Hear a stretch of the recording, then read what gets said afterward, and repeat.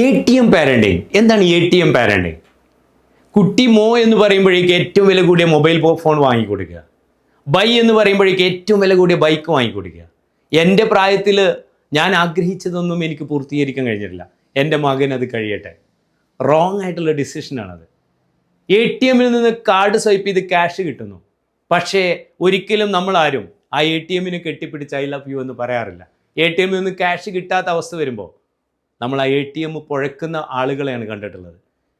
അപ്പോൾ ₹1 എങ്ങനെ അച്ഛൻ ഉണ്ടാക്കുന്നു എന്ന് മനസ്സിലാവാത്ത രീതിയിലാണ് മക്കളെ വളർത്തുന്നതെങ്കിൽ പിന്നീട് നിങ്ങൾ ഖേദിച്ചിട്ട് കാര്യമില്ല. ഇത്തരത്തിലാണ് മക്കളെ വളർത്തുന്നതെങ്കിൽ അവർ പണം കായ്ക്കുന്ന ഒരു മരമായിട്ടാണ് അച്ഛനെ ബാപ്പയെ കണക്കാക്കുന്നത്. ഇത്തരം വിഷയങ്ങളെക്കുറിച്ച് ആധികാരികമായിട്ട് ചർച്ച ചെയ്യാൻ 6000-ൽ പരം ട്രെയിനിങ് സെഷൻസ് കംപ്ലീറ്റ് ചെയ്തു.